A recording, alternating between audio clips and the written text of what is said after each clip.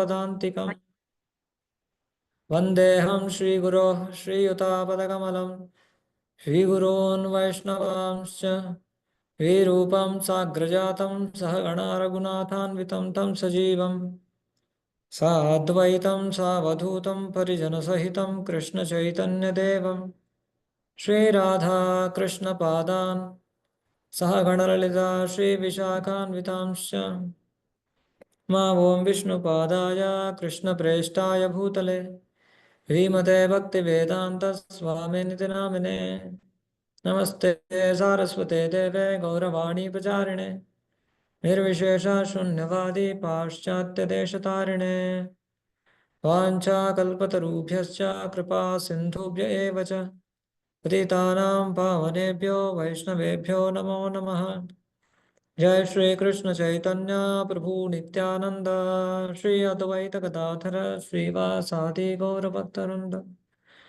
Hare Krishna Krishna Krishna Hare Hare Hare Rama Rama Rama Hare Hare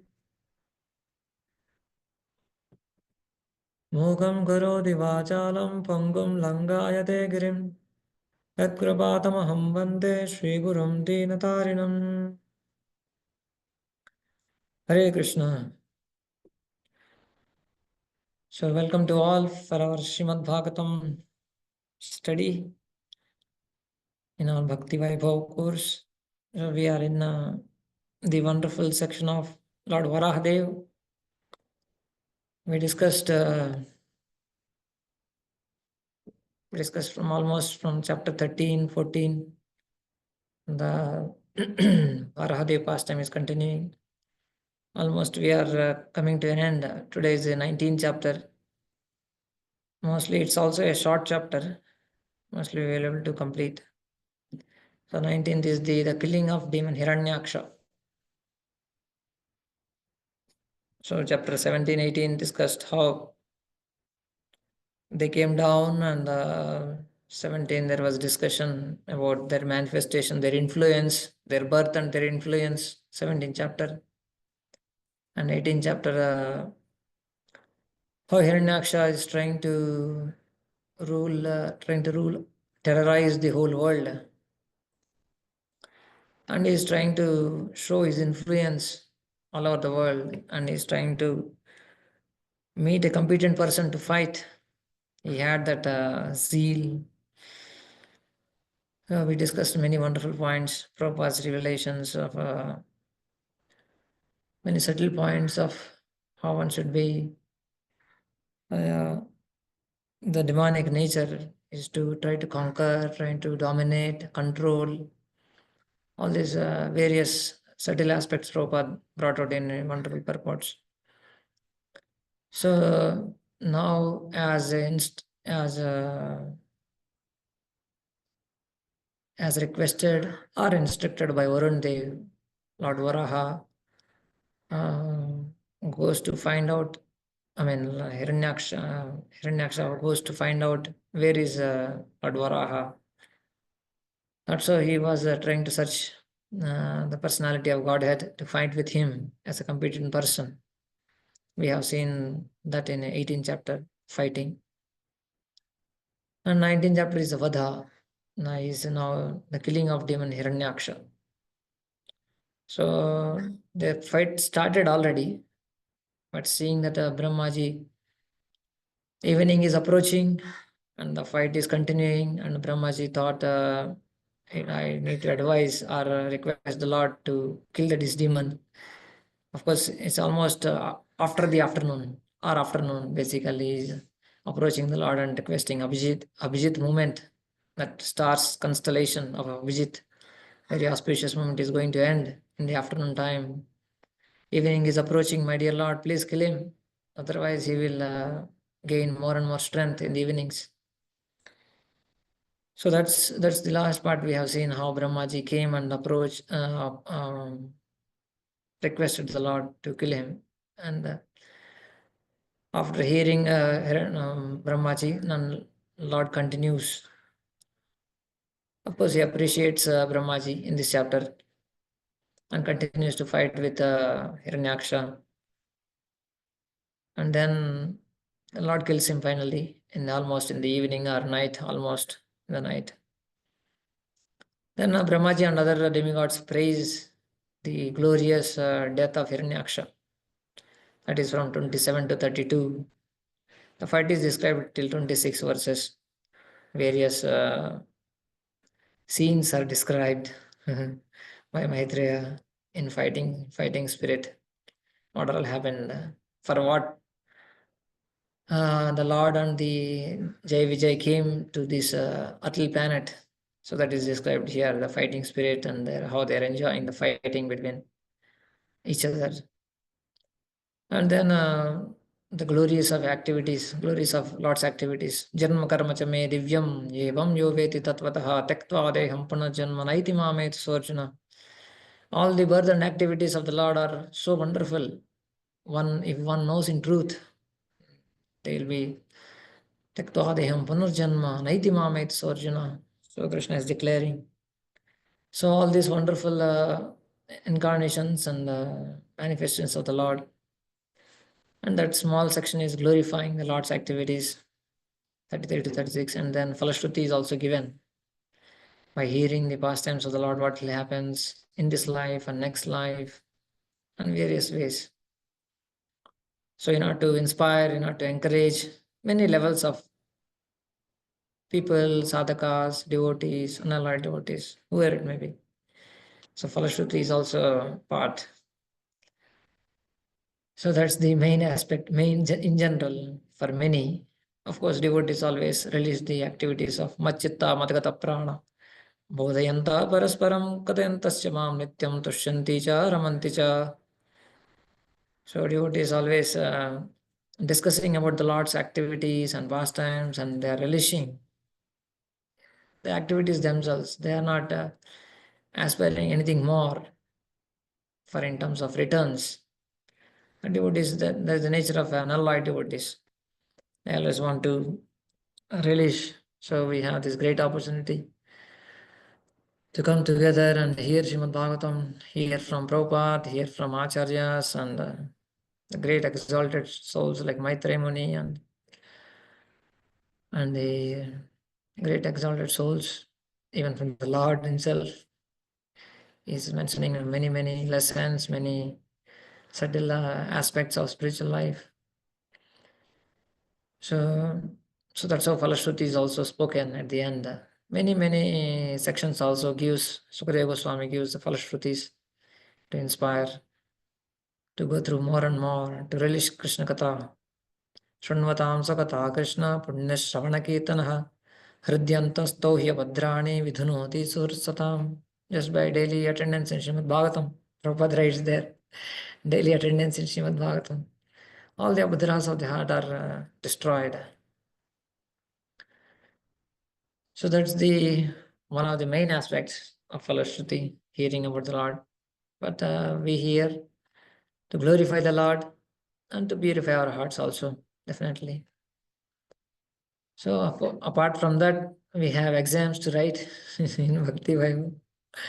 So for that list, we have attendance, we have exams, we have shlokas, to have some regulations to go through the content as a medicine, at least. Okay, let us continue.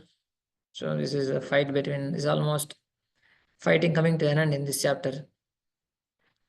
And Hiranyaksha, Acharya mentions the summary of the chapter is that Hiranyaksha fighting with the Lord with the various weapons, especially Gada and tridents, and then he also manifests illusions.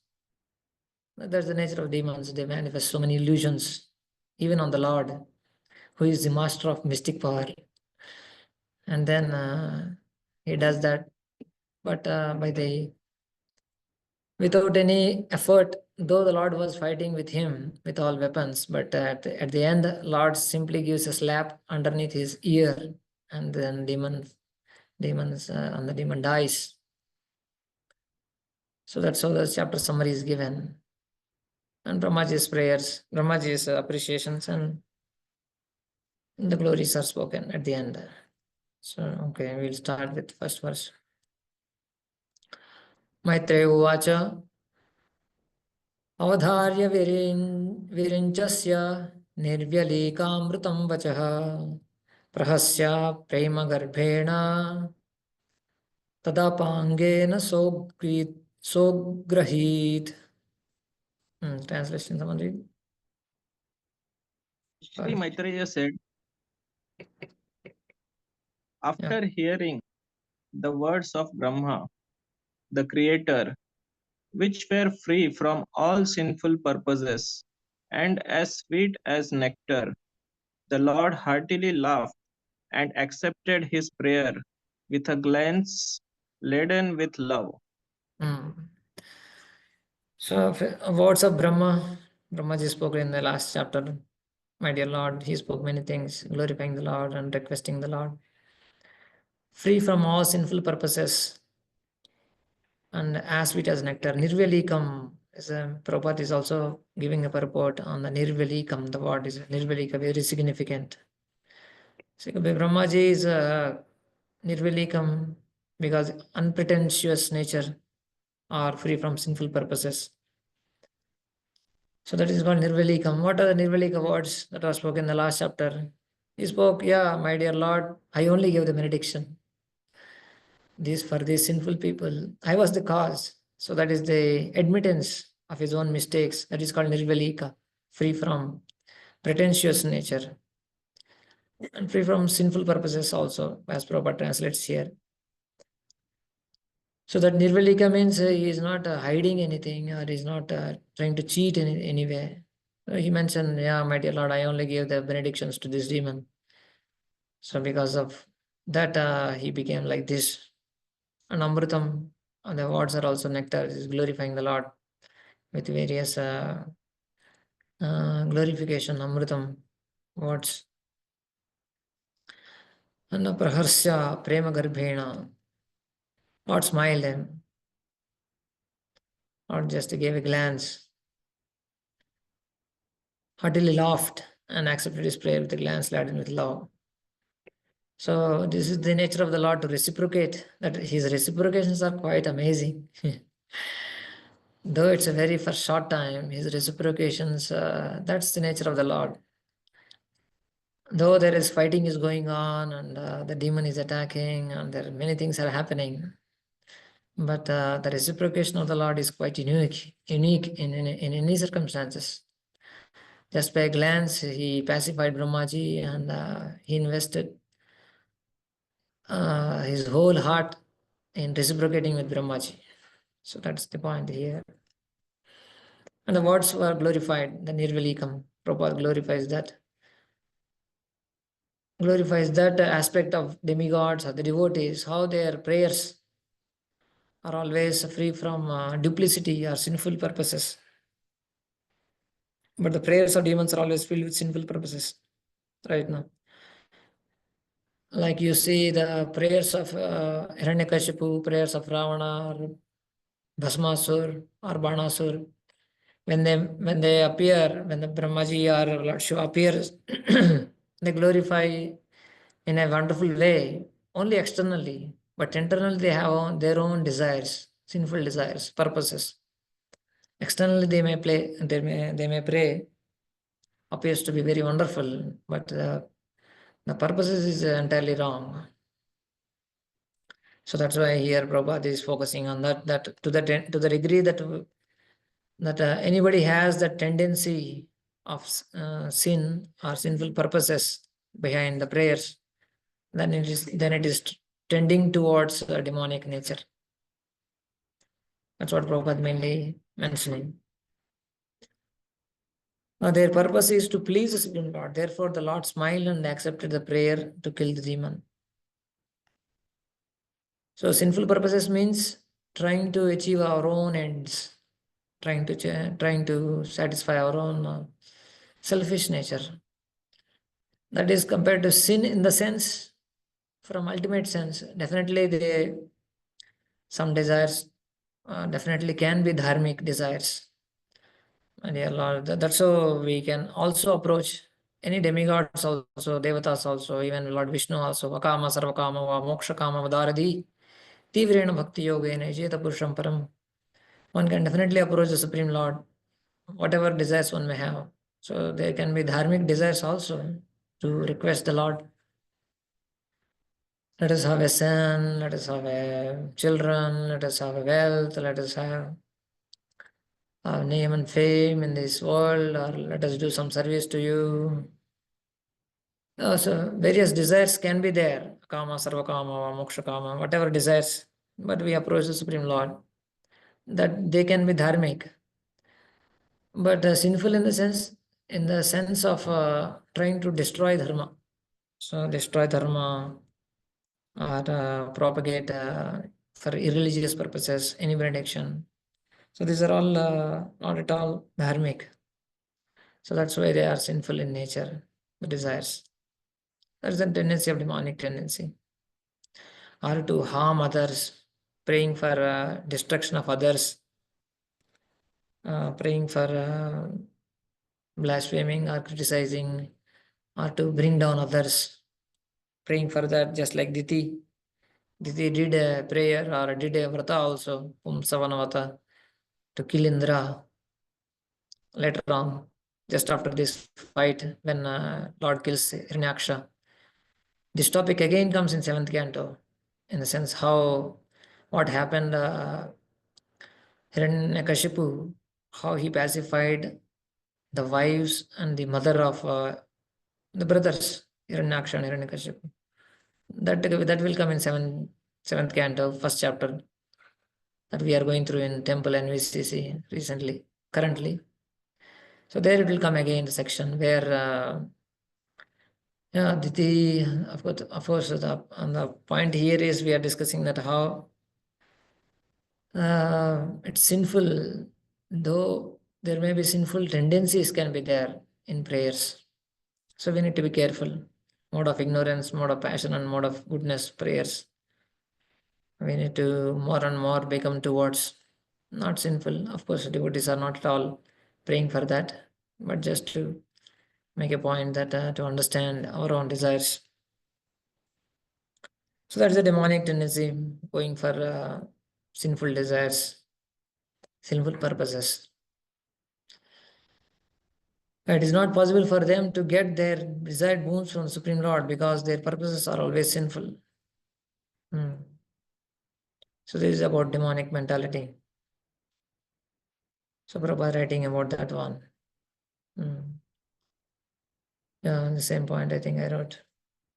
We need to check our desires, how we need to coming towards more and more towards goodness and beyond, going beyond goodness. न धनं न जनं न सुन्दरीं कवितां वा जगदीशकामये मम जन्मनि जन्मनीश्वरे भवताद्भक्तिरहैतुकी त्वयि. So these are all more coming towards Nirvalika, Amritam also, that kind of prayers. So Lord pacified and trying to please Brahmaji also here. So that's how the verse is saying. Text 2. Tatah sapatnam mukatas charantam akuto bhayam jaganotpatya jaganotpatya gadaya anav asuram akshajaha. Read. Hare Krishna. Lord, The Lord who had appeared from the nostril of Brahma sprang and aimed his match at the chin of his enemy, the Hiranyaksha demon, who was stacking fearlessly before him. Hare Krishna. Hare Krishna. And aimed his mace at the chin of his enemy. Who? The Lord. The Lord is aiming. The Lord who appeared from the nostril of Brahma. Yeah, we know that the Lord appeared from the nostril of Brahma. And the Lord, he aimed his mace at the chin of his enemy. So the Lord is there and is aiming at the chin. Hanau, Hanuman. Hanuman means one who was hurt at the chin by Indra. That's why his name became Hanuman. Hanau, Asuram, Akshajaha. At the chin, Asuram, at the demon.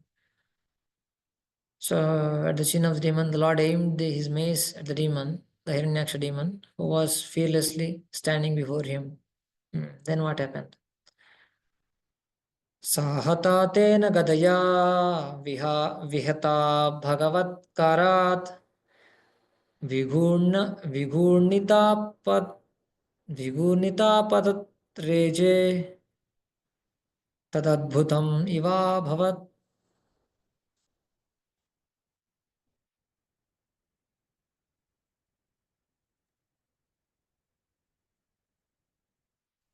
Struck Someone by read? the demon's blade. However, the Lord's mace slipped from his hand and looked splendid as it fell down whirling. This was miraculous, for the mace was blazing wonderfully. So the Lord's mace slipped from his hand. So Lord was holding his mace and trying to hit the chin of the demon. But demon also held his mace in front of him, and he also attacked the mace of the Lord. So when he attacked the Lord's mace, somehow the Lord's mace slipped from his hand. That's an amazing aspect. The Lord was trying to hit the demon, but the demon very tactfully brought his mace and tried to hit the Lord's mace, and the Lord's mace slipped from his hand.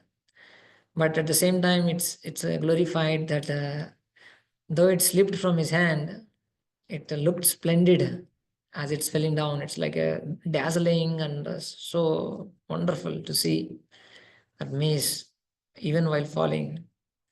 Just to increase the amazing intensity between how to fight in the fighting. Yeah, as we discussed that when the hero is losing or hero is getting down in terms of fighting, then everybody becomes quite surprising or quite interesting more. What will happen now? So that's how Lord's mace fell down. But still it's very wonderful in terms of how the mace is blazing. Text 4. Satada labda tirdopi nabadha nababadhe nirayudham manayan samruddhi dharmam vishwaksenam prakopayan.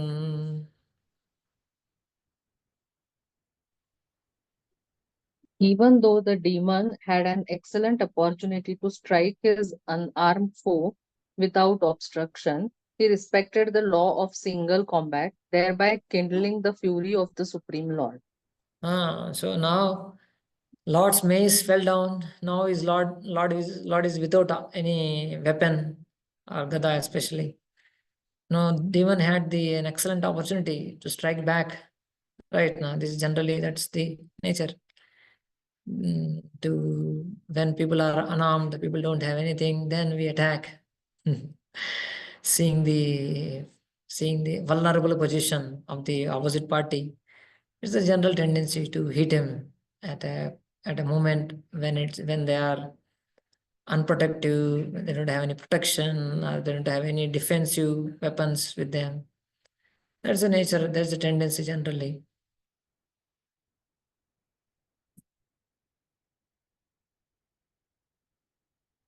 Visvaksen avatar.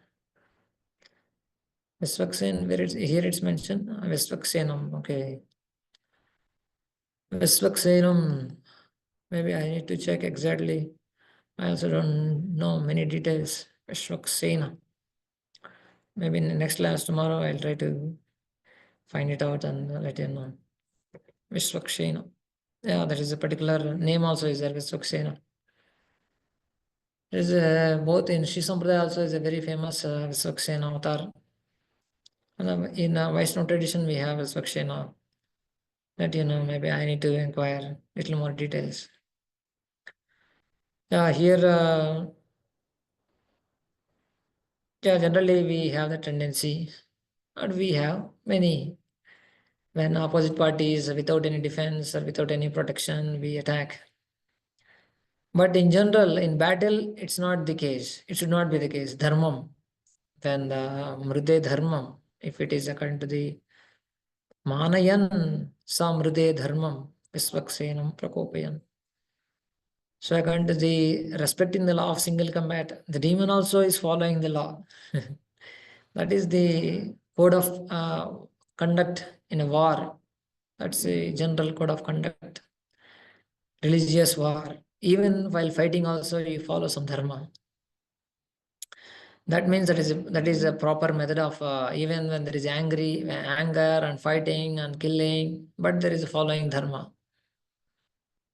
So unfortunately opposite happens. Even while we are following dharma, people do some people have demonic people have some demonic people especially, they may do something wrong even one is following dharma, even one is following dharma. So many adharmic activities may be done on particular personalities. That should not that is not the actual way of living or code of conduct. But here even Hiranyaksha is following dharma, that he's seeing the Lord without weapon. So he didn't attack. That is to just to kindle the fury of, oh, you are without weapon. See, just to instigate him, it's to show that how you are so low, you are without weapon, you are low. It's inciting the anger. So get up some weapon. Let us fight. I will not fight without a weapon. That is the way of Kshatriyas. Way of gestures. By gestures only, you try to incite anger or kind of a rosh in other person. Hey, I will not fight a person without a weapon. Get some weapon, kind of a thing. So what Lord does?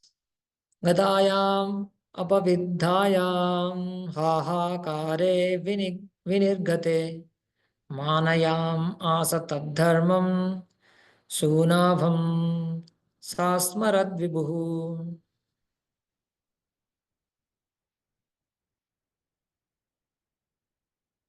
Well,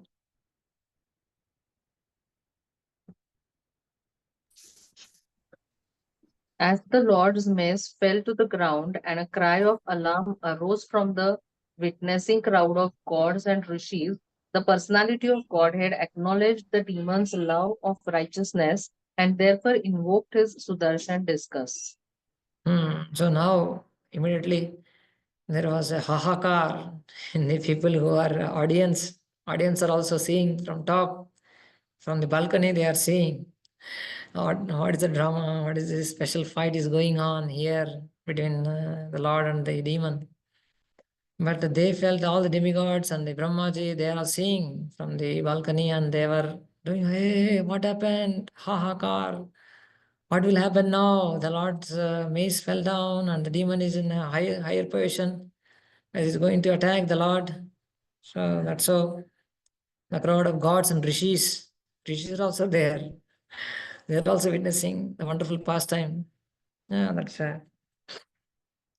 pleasing to the eyes and the ears to see and hear the wonderful exchanges between the Lord and the demon who is in the disguise.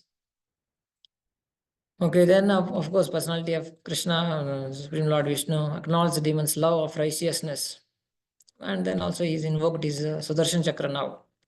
After he gave up his, he lost his Gada, then he invoked his Sudarshan Chakra. Then what happened? Tam Vyagra Chakram Ditiputra Dhamena Swaparshada Mukhyena Visajjamanam Chitravachot Tadvidam Kecharaणाम Tatrasmasan Swastitemam Jahiti.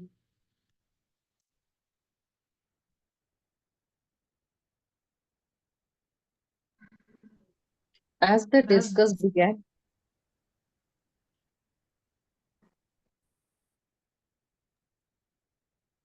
As the discus began to revolve in the Lord's hands, and the Lord contended at close quarters with the chief of his Vaikuntha attendants, who had been born as Hiranyaksha, a vile son of Diti, there There issued from every direction strange expressions uttered by those who were witnessing from airplanes. They had no knowledge of the Lord's reality, and they cried, "May victory attend you! Pray dispatch him! Play no more with him." Hmm. So now he invoked the succession disc in his maybe the right hand or the right toe. So Varahadev has though he is mentioning Lord's hand here, Varahadev has two front hooves and two hind hooves for his Lord's hand, maybe in the front right hand, maybe Sudarshan disc is manifested, the Lord manifested. He is very near to the Hiranyaksha is there because just now the Gada fell down and the Hiranyaksha has his own Gada with him. Lord invoked the Sudarshan Chakra while many things are going on. Things are going on in sense from the top. All the devatas and rishis, they are making hahakars, and they are also trying to give some kind of blessings or empowerments to the Lord. May victory attend you. So out of great eagerness or intensity, they are praying to the Lord. Satam nishamyattarathangamagrato vyavastitam padmapalaṣaločanam vilokya chamarša pariplutenin tendriyo vrushasvadanta chaddamadashat swachan. When the demon saw the personality of Godhead, who had eyes just like lotus petals, standing in position before him, armed with his Sudarshan discus, his senses were overpowered by indignation. He began to hiss like a serpent, and he bit his lip in great resentment. So, what is indignation? Is anger, resentment, outrage, indignation. So now demon is just now the Sudarshan disc was invoked by the Lord, and now the demon personality, the Hiranyaksha's position is explained before him, armed with Sudarshan discus. His senses were overpowered by anger. He began, of course, Hiranyaksha. He is trying to show his own face with great anger. He is trying to exhibit great anger, the resentment. He is trying to just showing different gestures to incite anger also in the fight. Karaladramstras chakshurbyam sanchakshano dahanniva aviplutya swagataya atosityahanadharin. Hare Krishna. The demon who had fearful tusk started at the personality of Godhead as though to burn him. Springing into the air, he aimed his mace at the Lord, exclaiming that at the same time, "You are slain." Now is the demon, Hiranyaksha. He is taking up his mace, his gada, and trying to. He almost sprang in air, in the sense that he is taking the higher position to make it a force to attack the Lord, who is having now the discus in his hand and is uh, trying to see what his demon is doing. But the demon is trying to attack him now, and also is crying out, not only showing the face with biting lips and angry face, and is shouting words that you are slain, I'll kill you. So he sprang in air and took the gada in the top of the maybe on the top of the hands and trying to hit the Lord. पदास्तव्येन तां साधो भगवान् यज्ञशूकरः लीलया मिषतः शत्रोः प्राहरद्वातरंहसम्.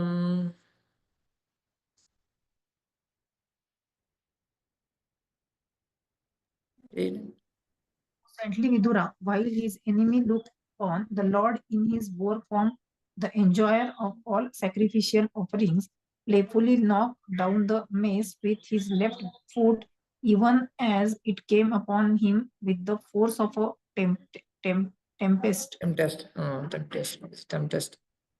Tempest, maybe storm, gale, hurricane, tempest, kind of a force of tempest, like a storm it came, because he took a kind of a leap in the air so that he can gain some velocity, acceleration, or the force, right now, just like a lion goes to back and come back with force. So similarly, he leaped in air and trying to strike him with great force with the mace. But the Lord bore form of enjoyer of sacrificial offerings, playfully knocked down. He didn't took any kind of a great strength or etc. He just with the left foot, he just knocked it down. Whatever the mace he's trying to strike it with. So, so then what happened?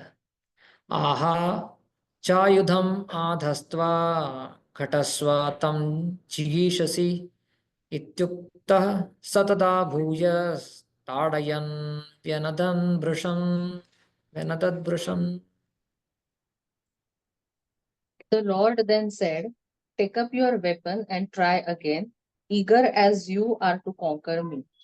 Challenged in these words, the demon aimed his mace at the Lord and once more loudly roared. So Lord only said, okay, I will also give you a chance. So because he also did the same thing. No? So when Lord didn't have any weapon, he waited. Oh, you bring your weapon. So now Lord is also reciprocating. Oh, take up your weapon. Let us see. Tamsa apatitim viksha Bhagavan samavastitaha chakraha leelaya praptam garutmaniva pannagim. When the Lord saw the mace flying towards him, he stood firmly where he was and fought it with the same pace as Garuda, the king of birds, would seize a serpent. The Lord saw the mace flying toward him. Now, see, last time he attacked with the mace going in air and trying to strike with great force. So that is trying to hold the mace and trying to hit him with his hands, holding the mace and hitting him. Then Lord with the left foot just knocked it off. Now again taking up the mace, now he hurled it, means he threw. So the mace is flying now towards Lord. So this is called Shastra and Astra. Astra means you hold the hand and you hold the weapon and fight with other person, enemy. Shastra means you release the Shastra, like arrows and many other things. Now he is using the mace both as Astra and Shastra. Astra, you hold the weapon and fight. Previously he was holding the mace and fighting. Now he's hurling. So then it's flying towards the Lord. It's called Shastra. So that's he's trying to do various tactics to attack the Lord and also to give pleasure to the Lord. There's a different ways of fighting and different ways of giving pleasure to the Lord. For what? For which purpose he came here right now. So he stood firmly where he was and caught it with his same ease as Garuda, the king of birds, would seize the serpent. So the Lord, initially, before he just with a left foot he kicked it or he knocked it, the Gada. Now he is caught it.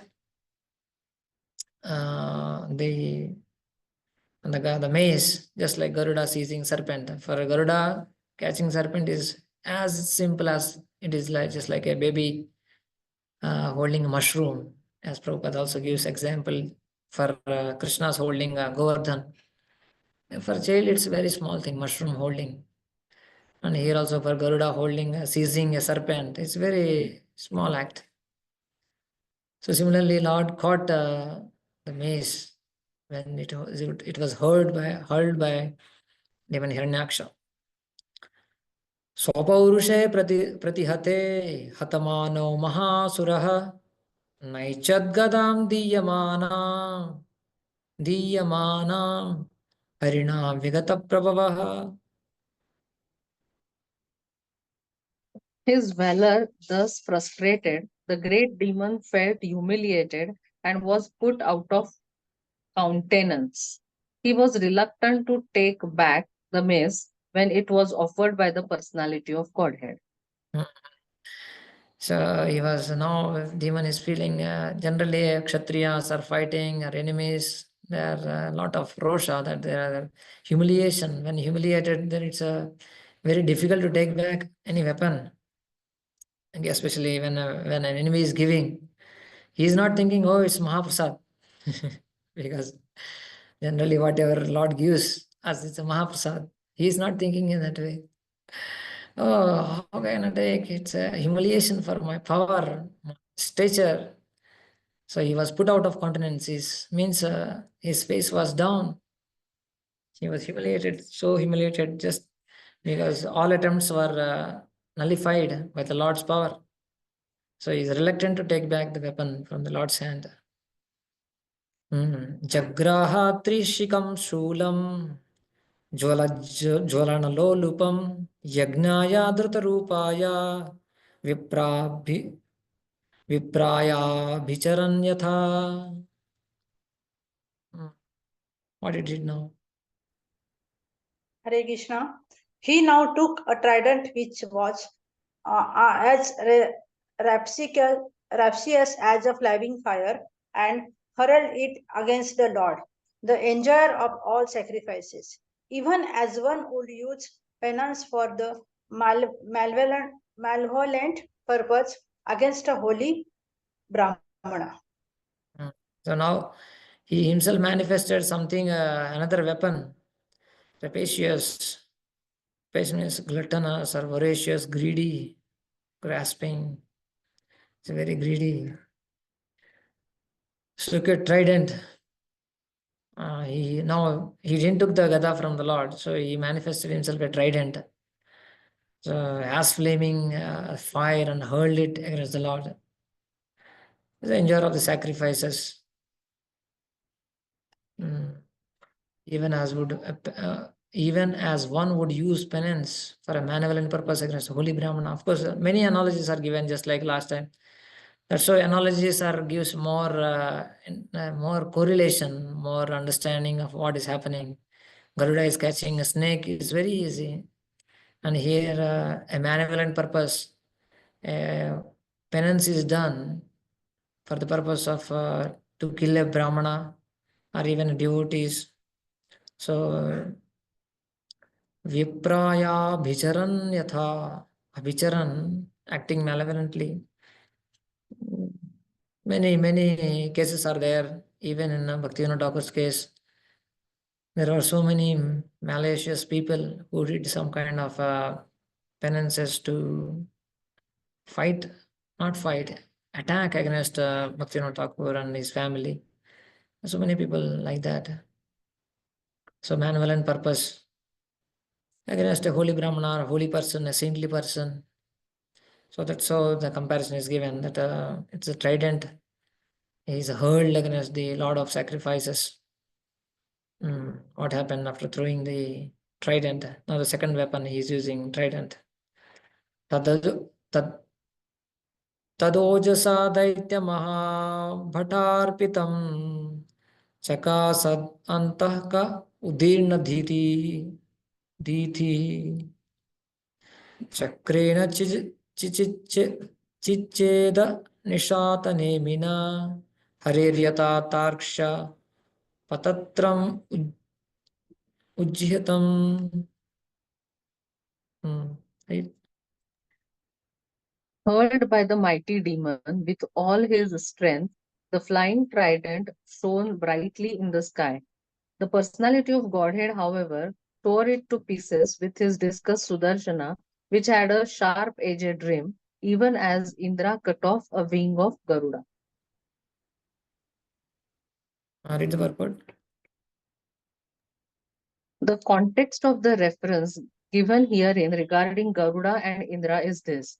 Once upon a time, Garuda, the carrier of the Lord, snatched away a nectar pot from the hands of the demigods in heaven in order to liberate his mother, Vinata, from the clutches of his stepmother, Kadru, the mother of the serpents.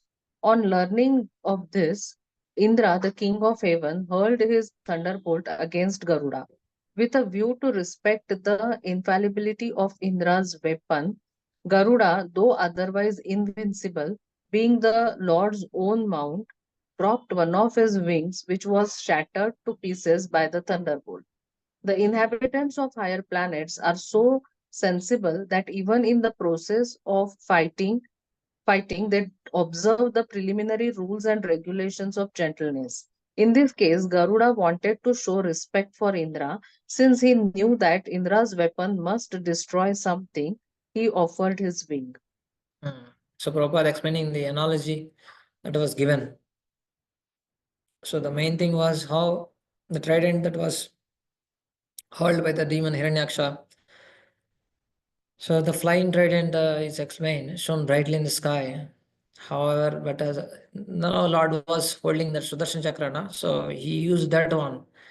By using that Sudarshan Chakra, he tore it off, the trident. So just like Indra cut off the wing of Garuda, that's what explained the story of, this is a famous story in Mahabharata.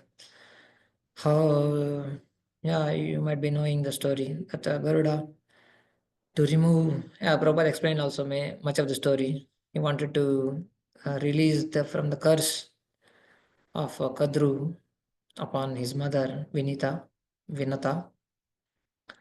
And the fight happened between Indra and Garuda because Garuda was taking away a nectar pot. And Indra threw his thunderbolt just to respect the thunderbolt. The thunderbolt, of course, Garuda had that capacity to nullify thunderbolt also. But still, to respect thunderbolt, Garuda just threw a small part of the wing, and thunderbolt smashed it into pieces. That small wing. So this is the nature of even exalted souls, great souls show respect to properly that which should be respectable. So that's what the main point Prabhupada is bringing out also. Inhabitants of higher planets are so sensible that even in process of fighting, they observe preliminary rules and regulations. So yeah, many things may happen in our lives also. So even when the things are going flaring up or in anger, we generally not are sensible in when things are not going well in our lives or with people, with our things, with health, whatever. Generally that is the situation, but here we see that even when they are in a fighting situation, when things are on flare up, but still they are sensible. They are up to following the codes of conduct. That's of course, as we grow, as we become mature and more, maturity brings that one. As we become mature in spiritual life or in general also, even in adverse situations, even in difficult situations, we can think sensibly, how to act properly. But immature people, even when they are, even when they are kind of a normal situation, they will flare up.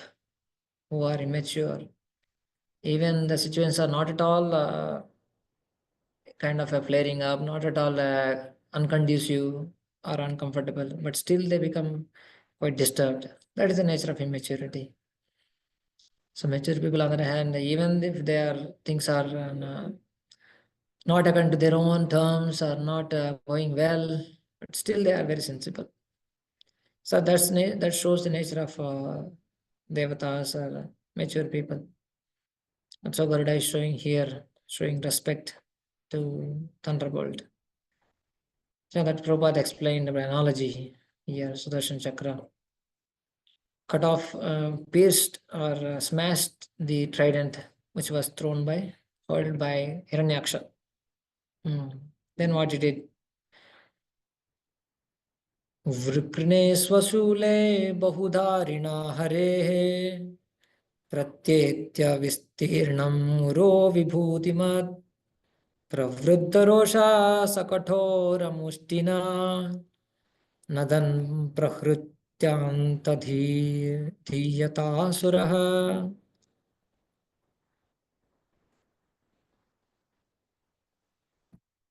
The demon was enraged with his trident, was cut to pieces by the discuss of the personality of Godhead.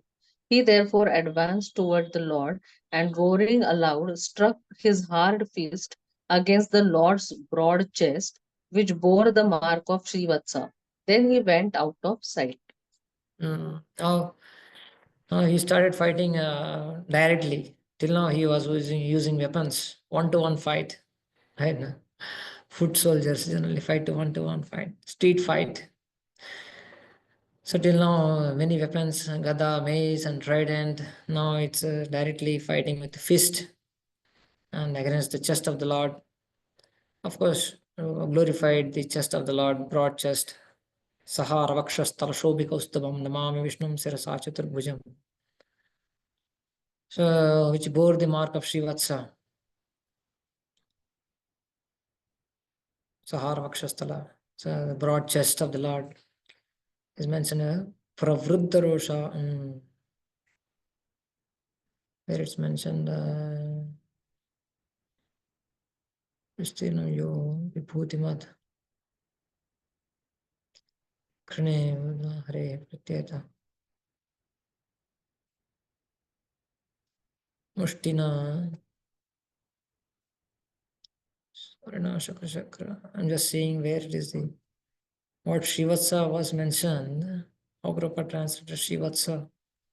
Shak is what which bore the mark of Srivatsa. I think Prabhupada translated Srivatsa. Sudarshan Chakra Harina Hare Shri Panipatyeta. I think Prabhupada translated as Srivatsa, maybe from the Acharya's commentary might be. So struck the heart his fist against Lord broad chest. Prabhupada glorifying or explaining the word about Srivatsa. Srivatsa is a curl of hair on the chest of the Lord. It's an indication of the Lord, person of the Supreme Personality of Godhead. Though everyone looks same in Vaikuntha Loka, but the Srivatsa mark is considered like a unique for the Lord himself.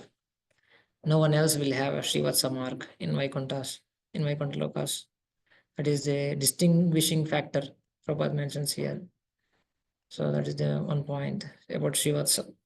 So Lord was struck by Hiranyaksha by fist now, not with weapons. He's attacking. Tene tam ahata kshattar bhagavan adisukaraha nakampata manaka kvapi srajahata ivadvipaha. Hare Krishna.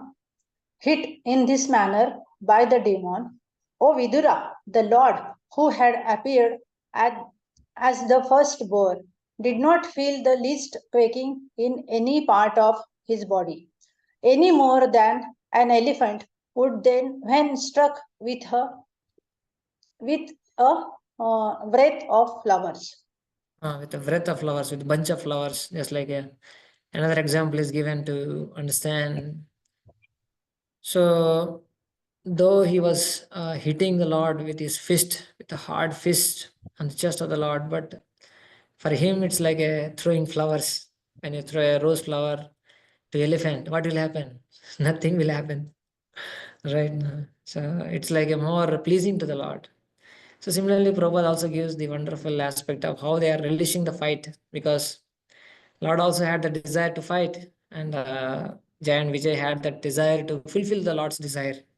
So for that purpose they came and they are trying to release that fight. Yeah, it's more relishable, just like throwing flowers at an elephant. Elephant releases. It doesn't mind at all. And Prabhupada also brings one more very beautiful example. Please read the highlight portion. Yes, Prabhu. The Lord enjoyed the striking on his transcendental body, just like a fully grown up father fighting with his child. Sometimes a father takes pleasure in having mock fight with his small child. And similarly, the Lord felt Hiranyaksha striking on his body to be like a flower offered for worships. In other words, the Lord desired to fight in order to enjoy his transcendental bliss, therefore, he enjoyed the attack. So Prabhupada's very practical example. Generally, we also see that fathers try to fight with the children, but for father, it doesn't take much time or much energy also to just strike off the child. With one blow, he can be flat. He can be flat the child, but just to give him pleasure, and father shows, oh, I am falling down, or I am dying, or etc. So that's a very great relation between father and child. So that's happening internally. That's happening between the Supreme Lord and his pure devotee in the form of Hiranyaksha. Text 17. Athoru dhar srijan maya yoga mayeshware haro yam vilokya prajastrasta menire syopa samyamam.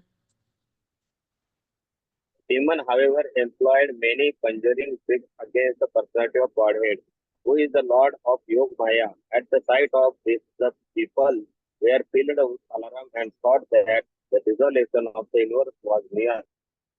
Continue. The fighting enjoyment of the Supreme Lord with his devotee who had been converted into a demon appeared severe enough to bring about the dissolution of the universe. This is the greatness of the Supreme Personality of Godhead. Even the wavering of his middle finger appears to be a great and very dangerous movement in the eyes of the inhabitants of the universe.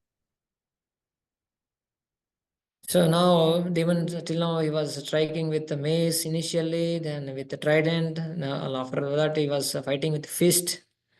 Nothing is working. Now he started conjuring tricks, magics. He is doing some magics, some tricks against personality of Godhead. On whom? On the Lord of Yoga Maya. He is the master of Maya, Yoga Maya. So on him he is doing some tricks. That's another aspect of a beautiful comparison here. Yoga Mayeshware Haro. So he's doing Maya and Yoga Maya, Yoga Mayeshware, the Lord of Yoga Maya. Basically, he's trying to do some mystic activities, mystic powers using and trying to invoke some things. By that, he is trying to attack the Lord. The details are given. What are all he is trying to invoke or mystically on the Lord. Pravavurvayavas chandas tamaha pamsavam airayan digbho nipetur gravana kshepanai prahita iva. Translation: Fire winds began to blow from all directions, spreading darkness occasioned by dust and hailstorms. Stones came in volley from every corner, as if thrown by machine guns. What is that? A machine gun Kshepanai. Prabhupada is translating as machine guns means he created such illusions that it appeared that all the winds and rocks and stones are coming from all directions with with a great velocity and force. It appeared like that. Dyaurnashta bhagana praoghai savidyut tanayit स्तनयुत्नुभिः वर्षद्भिः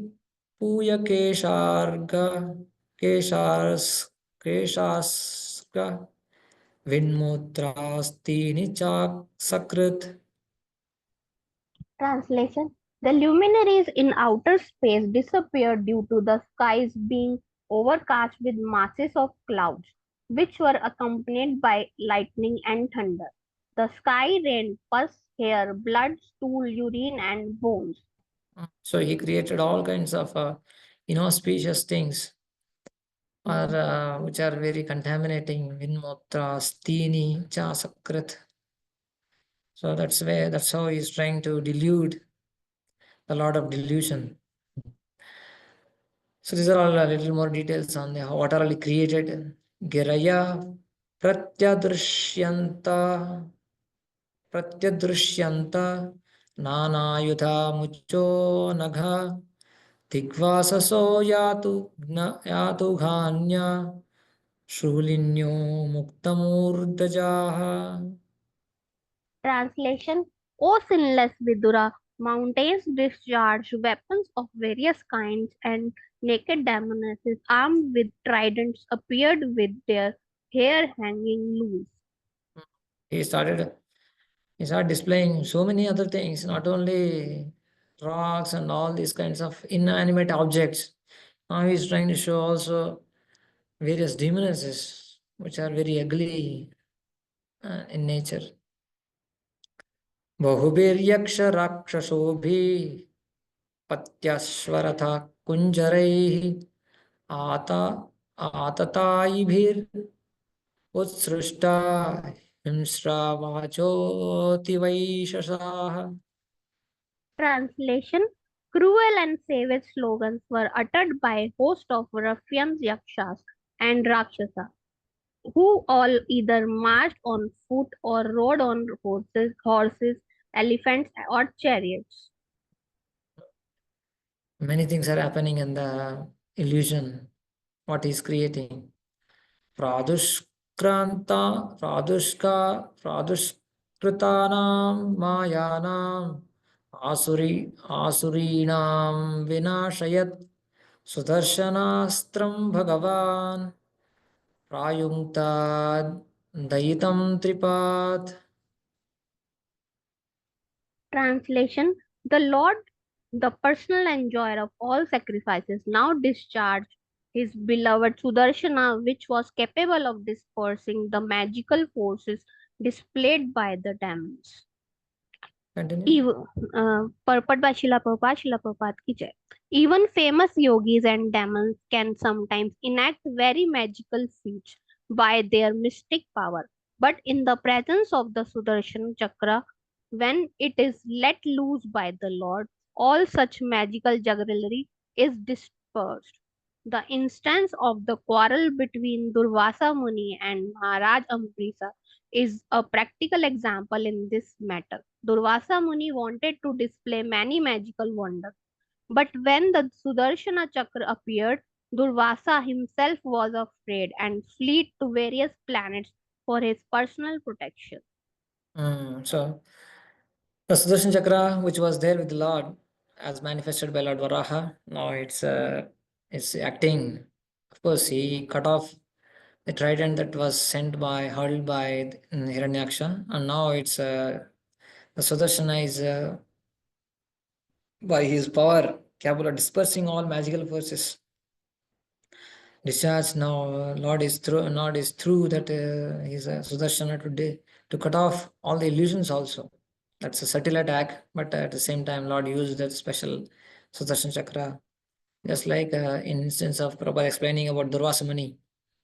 There also we have seen how Durvasa created a demon, and Lord Sudarshan Chakra was practically chasing the demon. After that demon was killed, he was attacking Durvasa himself. So that's the power of Lord's Sudarshan Chakra. It can dispel all the illusions. That is the power of Sudarshan Chakra. Of course, the holy name itself is also non-different from the Lord. It's also a special weapon that we have in Kali Yuga. Sango Pangastrapashadam Yignai Sankirtana Praye Rejanti Hi Sumedasaha. So we have this weapon of the holy name, and especially in Dhrumaraj's case, you will read in the 4th canto, when he was fighting with Yakshas.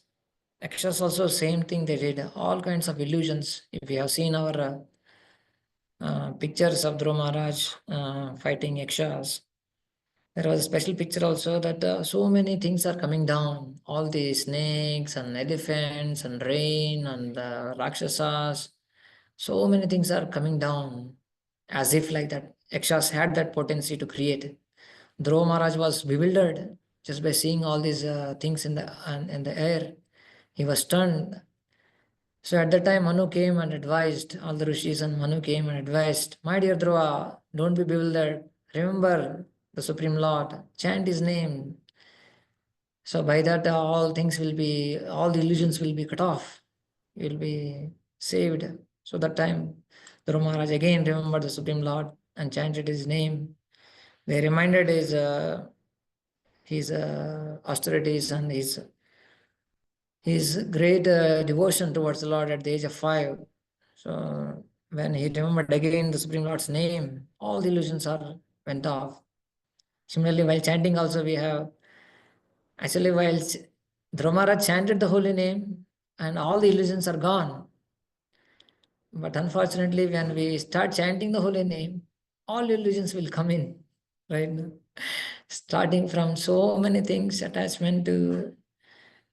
many attachments, illusions, and pleasures, pains, and resentments, and grudges, or whatever, sensual pleasures, or so many things keep on, some managerial issues, or some fights, some kind of, what to say, injustices that are happening, what we feel, what we think about our life, what is injustice that is happening to our lives, and so many things keep on. Mind has that potency to throw all the illusions of the world. That's where we need to be careful about how we need to be focused in our chanting, so that all illusions has to be removed by chanting. Not only the so-called illusions of the mind that is throwing, but all the illusions of external things also. And we need to be absorbed in chanting Hare Krishna, Krishna Krishna, Hare Hare, Hare Ram, Ram Ram, Hare Hare. So that's the potency. It has that potency. The holy name has the potency to cut off all the illusions. But we need to know how to use the weapon of the holy name. There is a saying also, revelation of compassion with the weapons of the holy names. So we need to use the weapon of the holy name to also dispel all the illusions that mind is bringing up while chanting, and also the whole illusion of this material world, as I am an enjoyer, as I am a proprietor, as I am the Lord of the universe, whatever, so many illusions. We are all in, I am in. So that illusions has to be rid of by chanting the holy names properly every day. By Adarat Anudinam Kalusaiva Justva, we need to practice it. We need to practice it, the holy name, how to chant, so that all the illusions are dispelled from our lives. Okay, so here Lord used the Sudarshan Chakra to dispel all the illusions. And as example also given, and Prabhupada explains, Lord is sacrifice, is the Tripath. Prabhupada explaining about how is the Lord of sacrifices, Ignesha. Igna is also the Lord's name. Igna, Ignarde, Karmonyo Nyatra Lokoyam Karma Bandhanaha. Igna means Lord Vishnu himself. That is also there. Igneshwara is also Lord's name. He is the Lord of sacrifices. Igna means. Tripath means 3 times, morning, afternoon, evening. They need to do yajna or sacrifices, especially Brahmanas. So he is called Igneshwara. So that Prabhupada is explaining. Sacrifice, Lord of sacrifices. So then after what happened? After the illusions are dispelled by Sudarshan, what is happening? Tadadite samabhavat sahasa hrudi ve pepatuhu स्मरन्त्या भ्रतुर आदेशं स्तनात् चासृक् प्रसुशुश्रुवे. Translation. At the very moment, a shudder suddenly ran through the heart of Titi, the mother of Hiranyaksha. She recalled the words of her husband Kashyapa, and blood flowed from her breast. At Hiranyaksha's last moment, his mother Diti remembered with her remembered what her husband had said. Although her sons would be demons, they would have the advantage of being killed by the personality of Godhead himself. So now the incident itself, almost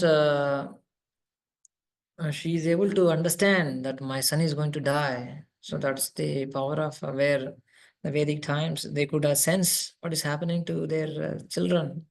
So here Mother Diti is trying to understand, and it became so striking to her heart that even blood was flowing from her body. So that's the affection of a mother. Generally, Prabhupada writes about how motherly affection brings forth the milk from the body, but because Diti is like a demon, kind of a demonic mentality, only blood is coming from the body. So that's what kind of indication to her that his son is going to die in the battle. That's another indication is given. Vinashtasu swamayasu bhuyash bhuyash chavrajya vrajya keshavam prushopagūhamanomam tadrishe vastitam bahihi. When the demons When the demon saw his magic forces dispelled, he once again came into the presence of the personality of Godhead, Keshava, and full of rage, tried to embrace him within his arms to crush him. But to his great amazement, he found the Lord standing outside the circle of his arms. So another way of trying to, now he dispelled many things are happening now. So mace is over, trident is over, and magic things are over. He's trying to fight with fist is over. Now he's trying to directly embrace the Lord. He thought, no, let me use my arms and crush him, just like Dhritarashtra at the end of Kurukshetra war. He was having so much anger in the heart and resentment in the heart when, of course, after the war, Pandavas came and trying to meet Dhritarashtra and Gandhari. So Dhritarashtra said, okay, let Bhima come, let me embrace him to appreciate him. Or kind of internally he was having so much of resent and anger, but externally showing, oh, let me embrace him, Bhima. So he was almost knowing that Krishna immediately told others to bring Bhima's kind of statue from the internal chamber. So they brought Bhima's kind of a statue. Though when Dhritarashtra embraced it, he was crushed into powder. That much strength he had in the arms. So that's how his anger was shown on the Bhima's effigy or statue. So that's how this demon also is trying to embrace and kill the Supreme Lord and crush him. But amazingly, the Lord is beyond all these things. He cannot be caught by anyone. So that's what Prabhupada explains here. Read the underlined portion. Demons. The demons attempt to measure the supreme personality of God. Demons attempt to measure the supreme personality of Godhead is significant. The demon wanted to embrace him with his arms, thinking that with his limited arms he could capture the absolute by material power. He did not know that God is the greatest of the great and the smallest of the small.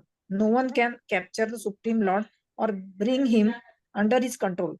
But the demonic person always attempts to measure the length and breadth of the Supreme Lord. By his inconceivable potency, the Lord can become the universal form as explained in Bhagavad Gita, and at the same time, he can remain within the box of his devotees as their worshipable deity.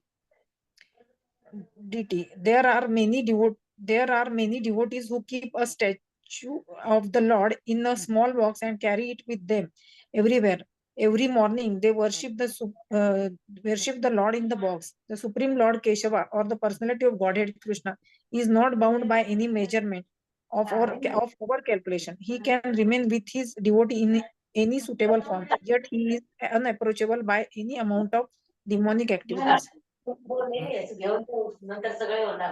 can mute yourself. Hare Krishna.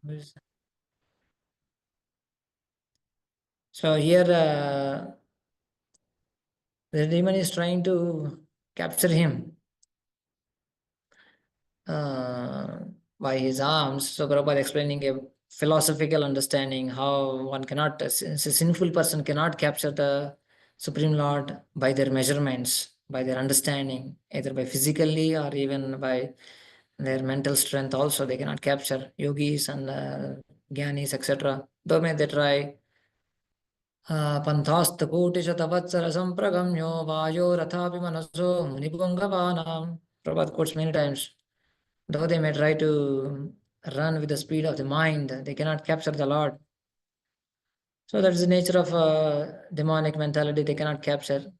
That's Prabhupada explained here, the measurement. They cannot bind the Lord. He can, yeah. But the devotion of the devotee can definitely capture the Lord. Capture the Lord in the sense that they can keep in a box. They can keep him in a box, and that's how they can try to serve him. So that's what explained here, that Prabhupada explaining purport. Somehow my screen is freezed here. I'm trying to scroll it down, but what is happening, I don't know.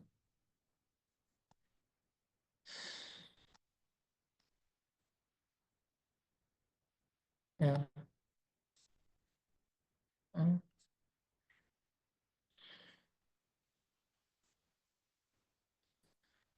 Yeah.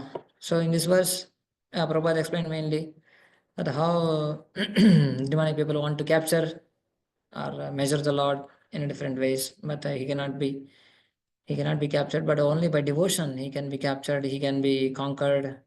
Very beautiful stanzas come in Chauragraganyam Purusham Namami. That's famous famous poem by Milomangal Thakur. So he says that he can even capture the Lord. Though demonic people cannot capture by any amount of their speculation, their kind of measurements, etc., either physically, mentally, intellectually, but he is captured by only devotion. Not only he is captured, but he is captivated. Capture and captivated. Capture is just like catching, but captivating means he is closed in a particular chambers. Captivation, just like Brahmaji captivated all the gopas in a cave. So there's beautiful verses in Chauragraganyam Purusham Namami. You can just go through some verses. So there he says that I will capture my dear Lord. Karagruhe dukkamaye nibaddha lavasvahe chaura hare chiraya swajurya doshtam evadandam. So he says that I'll capture you, captivate you in my heart, and I will bind you inside my heart, and I will not release you at all for millions of lives. So I will captivate you in my heart by devotion, he's saying. Of course, Mother Yashoda also captures and captivates him by the love, by devotion, not by any other means. So the demon wanted to trying to crush the Lord by embracing him, but Lord was not at all. Lord is beyond that. Lord is escaping that always. Tam muष्टिभिर् विनिघ्नन्तं वज्रशारैर् अधोक्षजः करेण कर्णमूलेहन् यथा त्वाष्ट्रं मरुत्पतिः.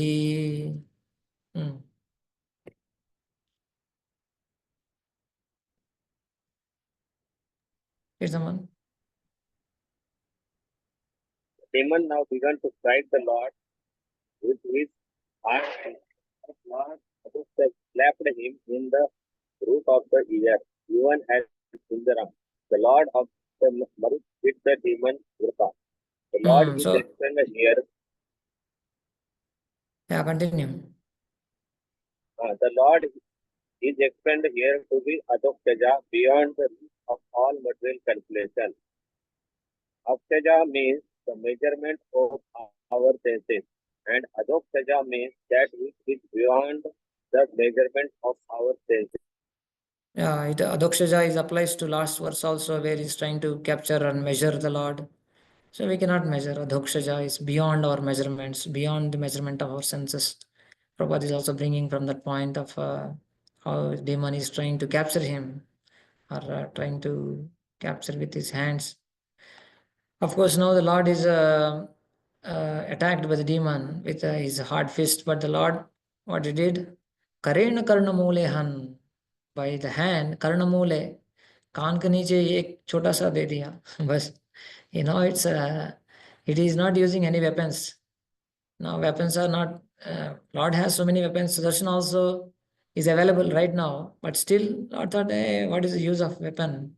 He just slapped him in the root of the ear, just like Indra hit demon Rutra. So that was the example. Then what happened? साहतो विश्वजिता हि अवज्ञया परिब्रह्मज्ञात्र उदस्तलोचनः विशीर्णबाहो विशीर्णबाह्वङ्घ्रिशिरोरुहो पतत् यथा नगेन्द्रो लुलितो नभास्वत.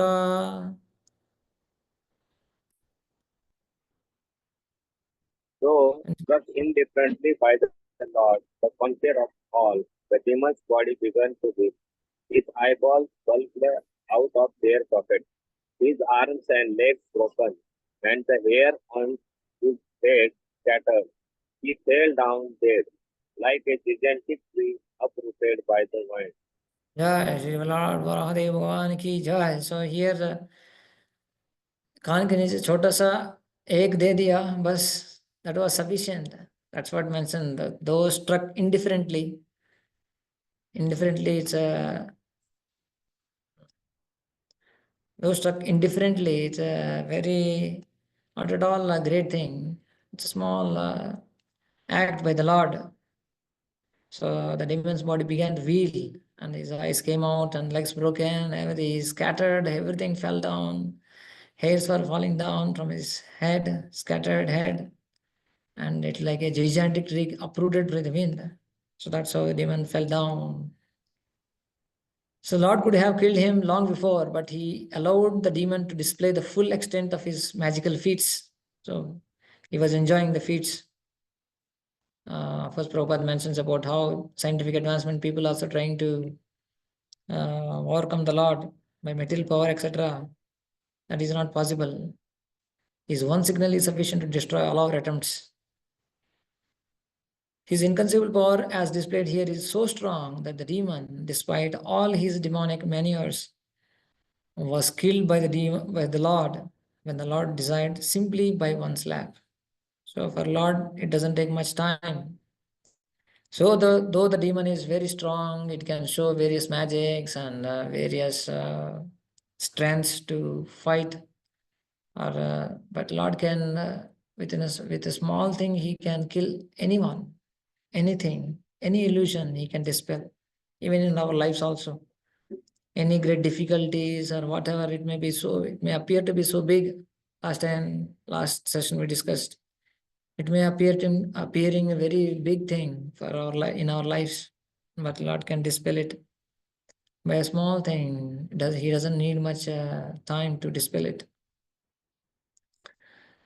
So yeah, Lord's that's till now 1 to 26 we discussed about Lord's fight and how the demon left his body.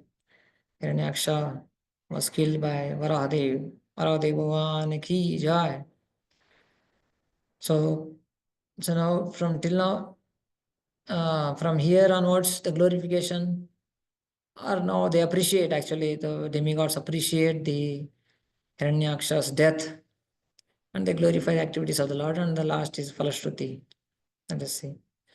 Kshitoshayanam tamakuntavarchasam Karaladamstram paridashtadachadam Ajadayo vikshasham suragata Aho imam ko nulabhet samstitam.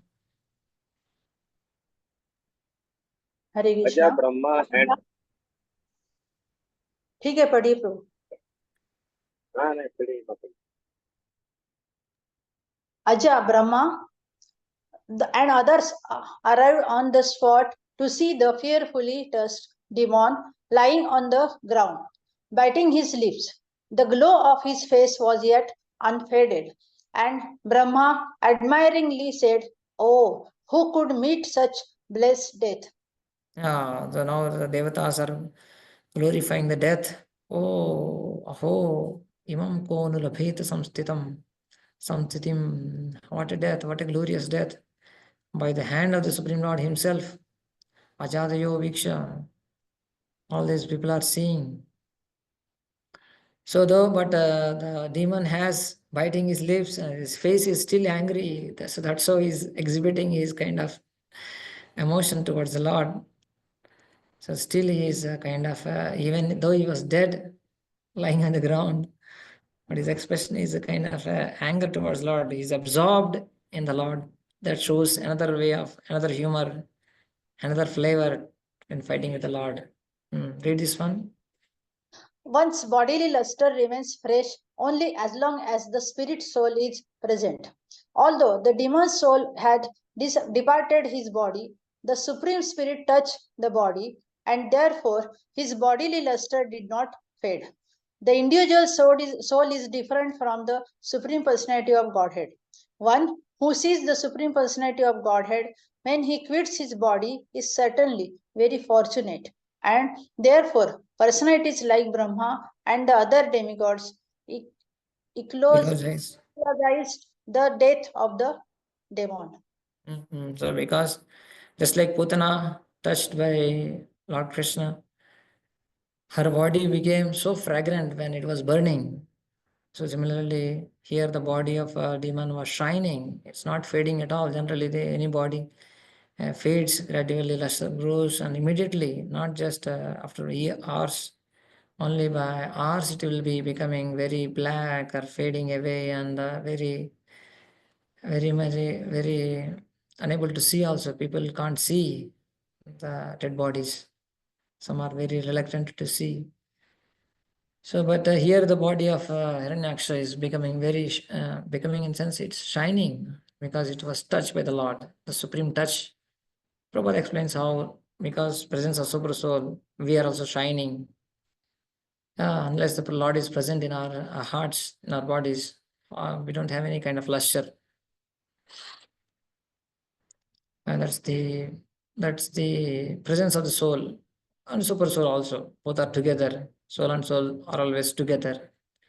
Actually, it is super soul. Soul follows the super soul even when leaving the body. So yeah, because yeah, that's how they are glorifying. How what a fortune, death. So 2-3 verses they glorify and the Hiranyaksha's death. Yam yogino yoga samadhina raho ध्यायन्ति लिङ्गात् असतो मुमुक्षया तस्यैव दैत्यार्षभप्रदाहतो मुखं मुखं प्रपश्यंस्तनुमुत्ससर्जः.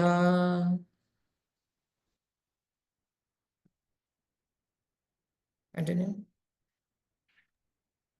Hare Krishna. Brahma continued, he was struck by a forefoot of the Lord, whom yogis seeking freedom from their unreal material bodies meditate upon the seclusion in mystic trance. While gazing on his countenance, this crest jewel of Diti's sons has cast off his mortal coil.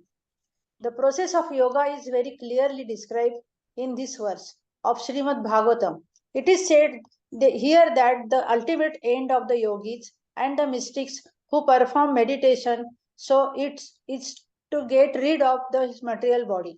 Therefore, they meditate in the secluded places to attain the yogic trance. Yogic trance, we need to. Prabhupada explains this is the ultimate conclusion that they have to meditate on the Supreme Lord. Antakale cha mameva smaran maktva kalevaram yaprayati samadbhavam jati nastatra samshayah. So that is the ultimate and ante narayana smriti yetavan sankhya yogabhyam swadharma parinishtaya janmalabha parapumsam ante narayana smriti.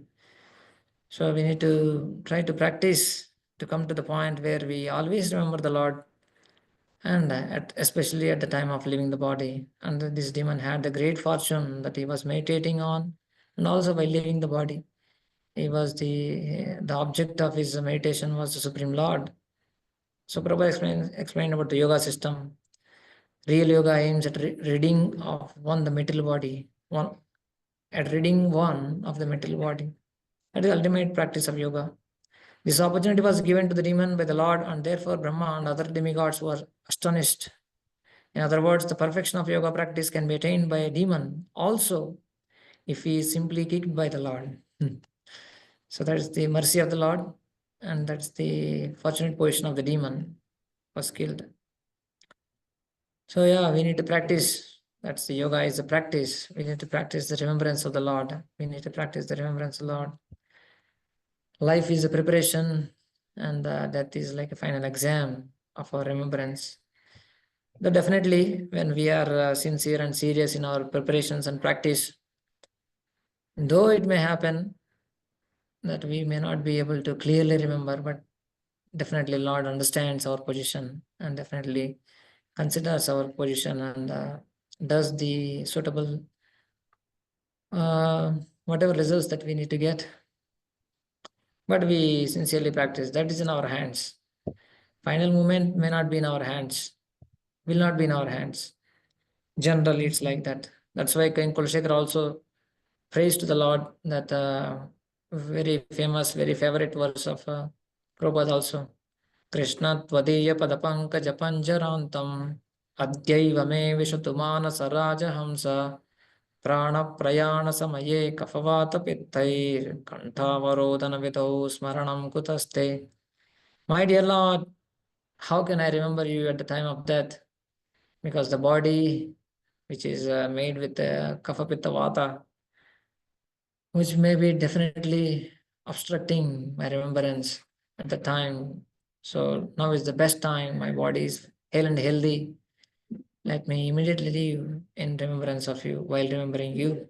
Let my mind, Rajahamsa, enter into the lotus of your remembrance. Krishna Tvadiya Pada Pankaja Panjarantam. Let my mind of Rajahamsa mind enter into the lotus of your lotus feet. So that's how he's praying to the Lord. But yeah, definitely, but still we practice the remembrance of the Lord always. Yeah, so they are glorifying the death of Hiranyaksha. Yetau tau parshadau asya shapadyatau asadgatim punah katipayai sthanam prapatsiyete ajanmabhi. Continue. Hare Krishna. These two personal assistants of Supreme Lord, having been cursed, have been destined to take birth in demonic families. After few such births, they will return to their own positions. Brahmaji is saying, because they know Brahmaji is know and all devatas know that these two are Jai Vijay and they will return back home, back to Godhead after their few births. Deva vochuhu namo namaste akila yajnatan tantave stito grihita malasattamurtaye dhishtya hatoyam jagatam aruntudas त्वत्पादभक्त्या वयमीश निवृताः.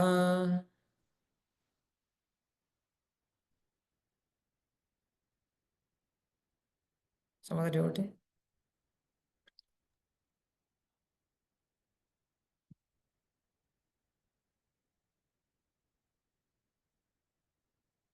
The Hare demigods Krishna. had rested the Lord all obeisances unto you, You are the enjoyer of all sacrifices, and you have assumed the form of a poor in pure goodness for the purpose of maintaining the world. Fortunately for us, this demon who was a torment to the world has been slain by you, and we too, O Lord, are now at peace in devotion to your Lord's sake. Mm. So here Devatas are addressing the Lord. Basically both they are addressing the Lord also and the glorious death of the demon also. So after that they become ease. Now they are at ease and they are remembering in devotion to your lotus feet. They were in anxiety and anxious that the demon is troubling us. After that they are becoming happy now. Because they are offering obeisance to the Lord. Namo namaste kila yagnatantve. Prabhupada explains about how Sattvamurtaye Grihita Amala Sattvamurti is a pure goodness. Lord's body, Lord's himself is a Sachidananda Vigraha. It's a complete pure goodness, Shuddha Sattva. It's not even Sattva, that's what Prabhupada mentions. Sattva Rajatama, they are of this world and they are material. But the Lord's body is not simply negation of passion and ignorance. So by removing passion and ignorance, that just doesn't become a pure goodness. It is only goodness of a material thing, of bhautika nature, a material nature, material goodness. So the Shuddha Sattva is completely different. It's Sachidananda. It's completely pure. Sattvam Vishuddhvam. So in pure goodness, it's completely Chinmay. That is a Chinmaya. It's completely spiritual in nature. So other modes, especially even mode of goodness also. Actually, there is no kind of a pure goodness in complete purity in the world. It's always tinged by passion and ignorance. So when we remove passion and ignorance from goodness, it doesn't just become pure goodness immediately. That is still it's a material goodness. Even though we say it's a goodness, but it has a tinges of passion and ignorance. When we say pure goodness, it's entirely spiritual in nature. Then Prabhupada explains about that. The sacrifices which are recommended in Vedas are meant to please the Supreme Lord. In ignorance only, people try to satisfy many other agents, but the real purpose of life is to satisfy Supreme Lord Vishnu. Akila Sattvamurtaye. All sacrifices are meant to please the Supreme Lord. The living entities who know this perfectly well are called demigods, godly or almost God. Purified life is meant to please the Lord, and all sacrifices performed in purified life are called Krishna Consciousness. This Krishna Consciousness is developed by devotional service as clearly mentioned here. So to please the Lord, Yagna, the Lord's another name, to please the Lord is the ultimate goal of all sacrifices. So they are offering their obeisances to the Lord, and also they are glorifying the death of the demon. Next, Maitreya Uvacha, Evam Hiranyaksham Asahya Vikramam Sasadayitva Hariradisukarah Jagamalokam Swamakanditotsavam Samidita Pushkaravishtaradibihi.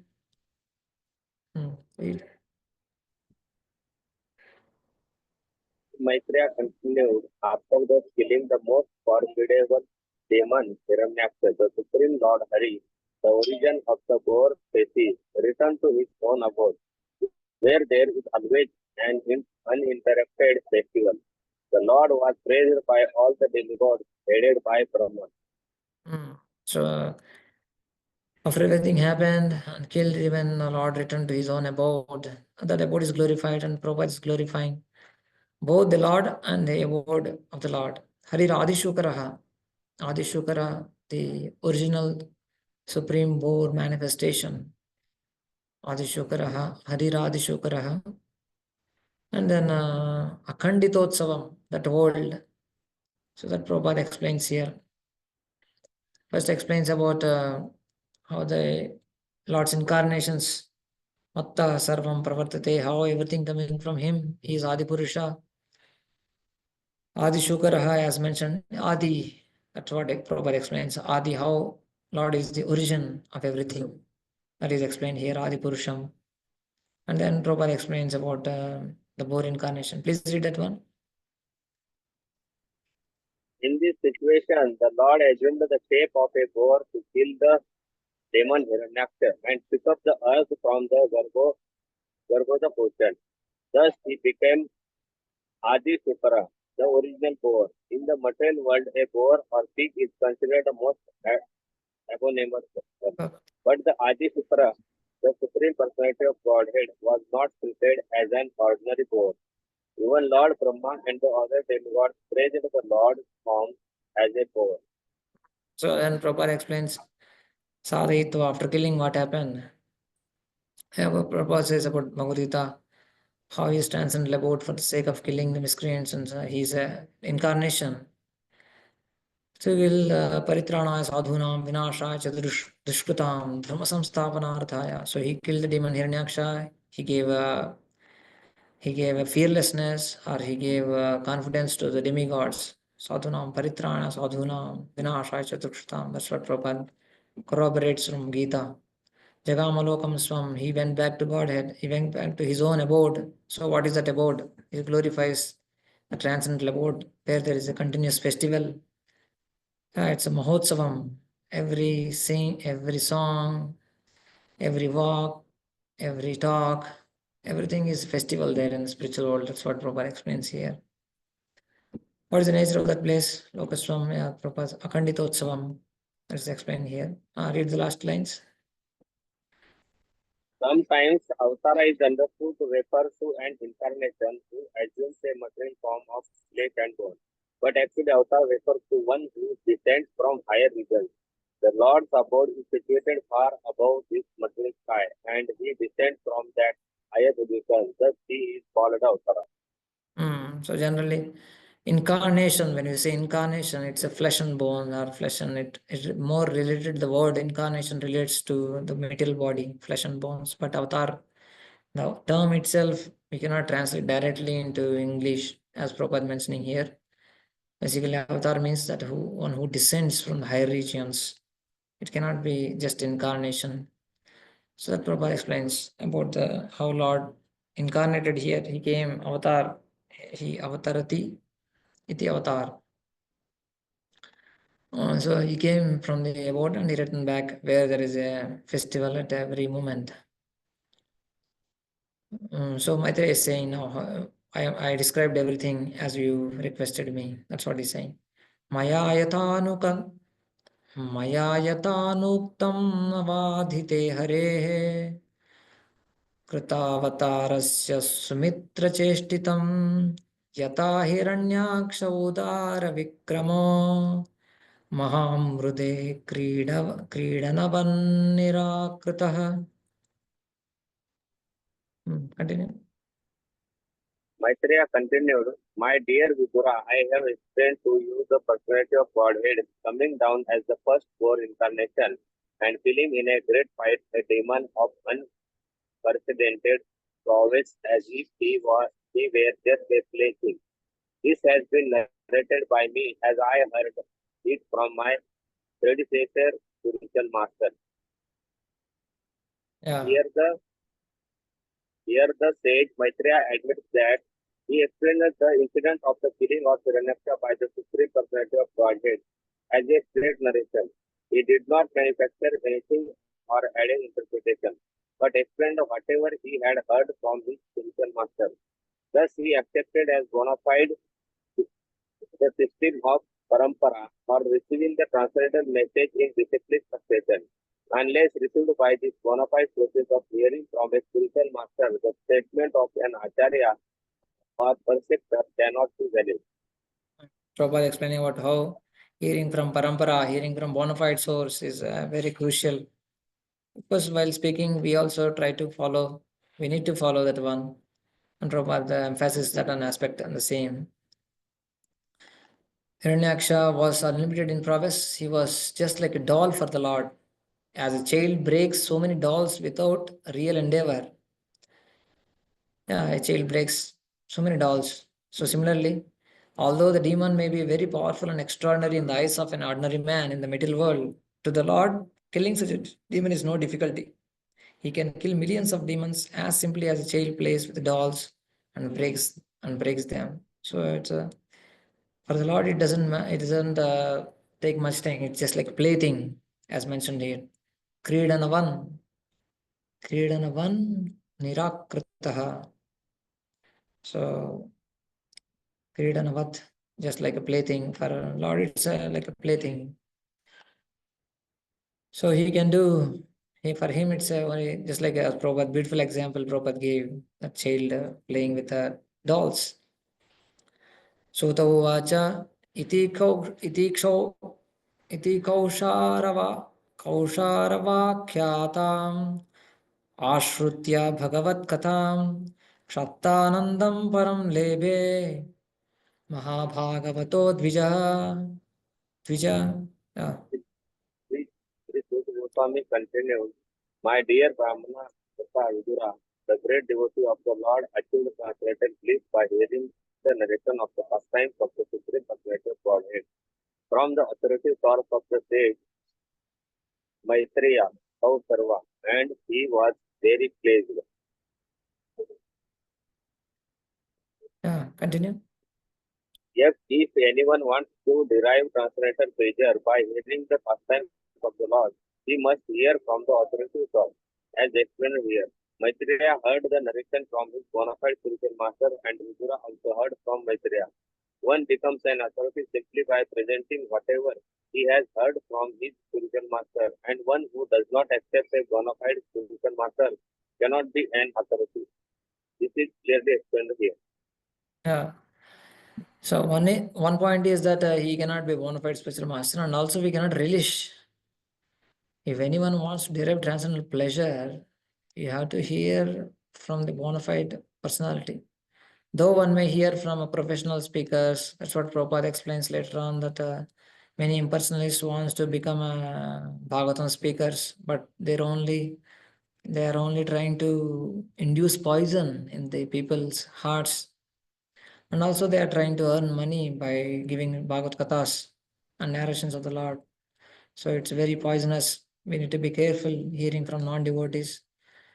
One will not derive benefit, rather one will be poisoned by that katha. That means one will not be able to come to a proper conclusions.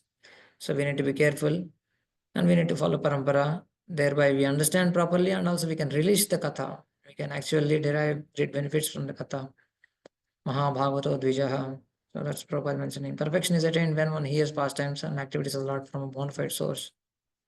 We need to be careful basically in our hearing pastimes. Though outside people also very narrative, very wonderful. They may be crying, there may be joking, there may be orators, and there may be spectacular speakers. They can do many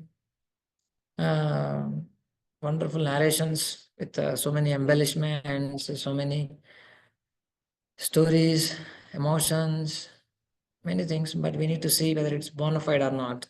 Otherwise, it will be only just for crying session for some time and then again continue with our material life. And as many people do like that. Okay. Anyesham punyalo slokanam uddhama yashasam satam upashrutya bhaven moda srivatsankasya kim punaha. But to speak of hearing the pastimes of the Lord, who takes his mark with vivassa. People may take transcendental pleasure even in hearing of the works and deeds of the devotees whose same is immortal. Here, Prabhupada, so what to speak of the Lord's glories, even glories of his devotees is much more, very pleasing to the heart. So the Kaimuttina, the comparison, one will derive great pleasure and satisfaction hearing about devotees of the Lord and what to speak of the Lord's stories. So in that sense, it is mentioned. So Prabhupada explains about all the stories of pastimes of the devotees. When we are hearing, actually Bhagavatam itself is the stories of all devotees in connection with the Lord only. Definitely there are directly glorification of the Lord, but most of the time is in connection with the devotees. Prahlad, Dhruva Maharaj, Ambarish, Prabhupada explains here. Prabhupada explains about Pandavas means the story in connection with the Lord. So that's a glorious stories of the Lord's devotees. When we hear, it is much more pleasing and much more satisfying than what to speak of the Lord's Katha. So it's glorifying the devotees stories, devotees Katha. And what to speak of devotees, even an animal also when he was focusing on the meditating on the Lord, it also became so glorious. So that's why a Gajendra example is given here. So even an animal also can attain perfection. What to speak of devotees, hearing about devotees. So it's mentioned here. Yo Gajendram jashagrastam dhyayantam charanambujam क्रोशान्तीनां करेणूनां कृच्छ्रतो मोचयद्रुतम्. The personality of Godhead delivered the king of the elephants, who was attacked by an alligator and who meditated upon the lotus feet of the Lord. At that time, the female elephants who accompanied him were crying, and the Lord saved them from the impending danger. The example of the elephant in danger who was saved by the Supreme Lord is especially cited here because even if one is an animal, he can approach the personality of Godhead in devotional service. Whereas even a demigod cannot approach the Supreme Person unless he is a devotee. So even an animal, one who is meditating and having a devotion to the Lord, can attain perfection. Whereas others who are not kind of devotee or remembering or meditating on the Lord's feet, they cannot attain to highest perfection. These are all falashrutis is speaking. Tam sukaradyam rujubhir ananya sharanair nrubhi Kritagya को न सेवेता दुराराध्यम असाधुभिः. What grateful sound is there who would not render his loving service to such a great master as the personality of Godhead? The Lord can be easily pleased by spotless devotees who resort exclusively to him for protection, though the unrighteous man finds it difficult to propitiate him. Yeah, Every continue. living entity, especially persons in the human race, must feel grateful for the benedictions offered by the grace of the Supreme Lord. Anyone, therefore, with a simple heart of gratefulness must be Krishna consciousness and offer devotional service to the Lord. So basically, the verse is saying, Maitra, Sudha Goswami is saying here that how what grateful soul is there who would not render his loving service to the Lord, such a master. So he is easy pleased, just like even an animal can render service and remember and get perfection. So such a great Lord, only a sadhubi, only non-devotees, duraratyam, for them it's impossible, but otherwise, pratagna kono seveta, grateful devotee or a soul, he will definitely render service. So in that sense, is Prabhupada speaking. Prabhupada speaking about ungrateful persons are those who do not understand how much benefit they are deriving by the arrangement of the Lord. They enjoy sunshine, moonshine, and they get water free of charge. Yet they do not feel grateful, but simply go on enjoying these gifts of the Lord. Therefore, they must be called thieves and rogues. Duras, Duratmas, there were in Bhagavatam, in Bhagavad Gita, Prabhupada quotes, but here Asadhubi is called Dhuraradyam Asadhubi. It's very difficult for them, Asadhubi. So Prabhupada brings out a very, very practical point that we need to be grateful.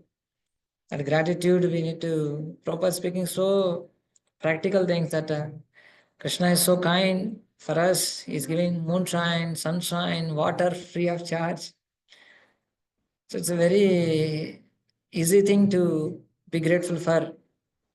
He's staying in our hearts. And we need to be grateful. We need to be grateful in Kaya Manasa Vacha. At all levels, we express our gratitude to the Lord by following His instructions, by following His teachings, by trying to glorify Him, by trying to remember Him, by trying to speak about Him, share about Him. So we express our gratitude to Supreme Lord. We'll just complete the last 2 verses. Maybe 2 minutes we'll take. Yo vai hiranyakshavadam mahadbhutam vikriditam karanasukaratmanah Shrunoti gayatyanumodate anjasa vimuchyate brahmavadhat apidvijaha. O Brahmanas, anyone who hears chants or takes pleasure in the wonderful narration of the killing of the Hiranyaksha demon by the Lord, who appeared as the firstborn in order to deliver the world, is at once relieved of the results of sinful activities, even the killing of a Brahmana. Since the personality of Godhead is in the absolute position, there is no difference between his pastimes and his personality.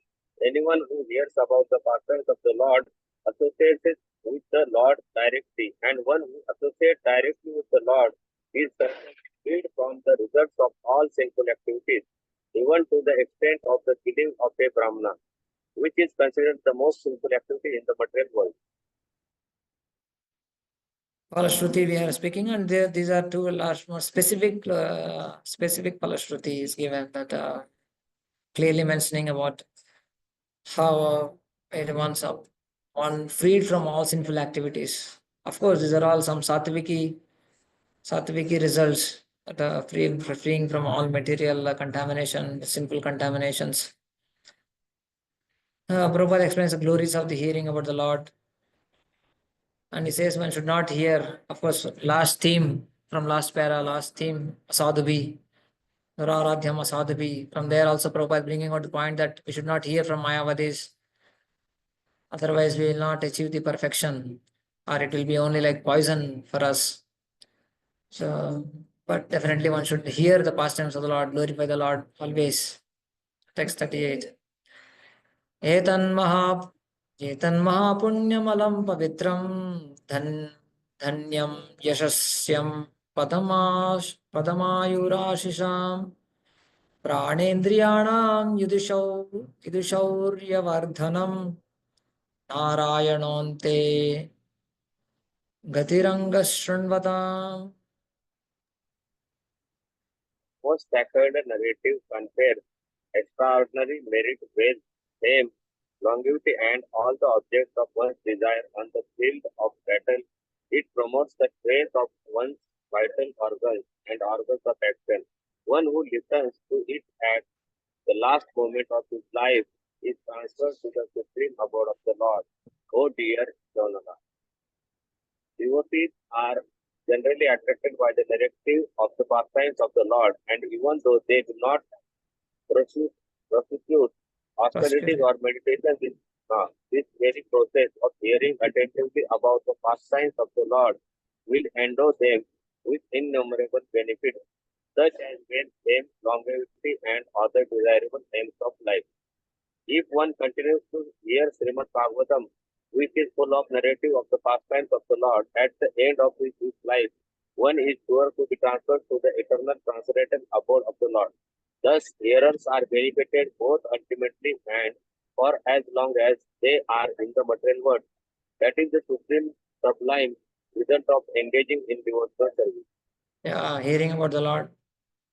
Glories of hearing, not only actually here one who listens to it at the last moment of his life is transferred to Supreme Abode. That it may be appearing that okay, why we need to hear in the whole life? Let us hear at the last moment. Right? Then many people say like that. Why to suffer? Why to do all these regulative principles whole life? Let us chant Hare Krishna at the end of life. Just hear and go back to Godhead. Best of the both worlds. Generally they say like that. But Prabhupada clarifies here, if one continues to hear Bhagavatam, which is full of narratives, continues to hear means now we have to practice. And at the end of life, one is transferred. So in that sense, it is spoken. Not that, oh, only you hear at the end of life. Now you do whatever you want. Not like that. So one should keep on hearing the wonderful narrations of the Lord. Thereby, it's not just for the sake of liberation, but to glorify the Lord, to please the Lord, to release the Machitta, Madhgata Prana, what I mentioned, that it's more to glorify the Lord, and which is very pleasing to the heart and ears. So that is the way of devotional service. It's always joyful, either in the conditioned stage or the liberated stage. Prabhupada explains the 5 potent ways of devotional service. How one need to hear chant, hear Bhagavatam, chant Hare Krishna, stay in a holy place, do deity worship, and chant the holy names are the perfect methods for delivering from material condition of life.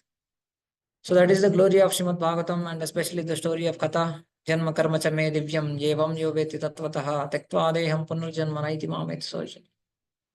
So thus end the Bhaktivedanta purports of the 3rd canto, 19th chapter of Srimad Bhagavatam, entitled The Killing of Demon Hiranyaksha. Kandra Srimad Bhagavatam ki jai, Srila Prabhupada ki jai. Hare Krishna. Okay, we'll pause here. Tomorrow we'll continue with the last chapter of this module. Let us continue. It may not end in one session. Let us see. But till now we discussed about Hiranyaksha, the pastime of Hiranyaksha. It will continue in 7th canto again, Hiranyakashipu. Now the story pauses here, and then tomorrow we'll discuss about what happens next in 20th chapter and further on. Okay, Hare Krishna. Srila Prabhupada ki jai. Thank you, Prabhu.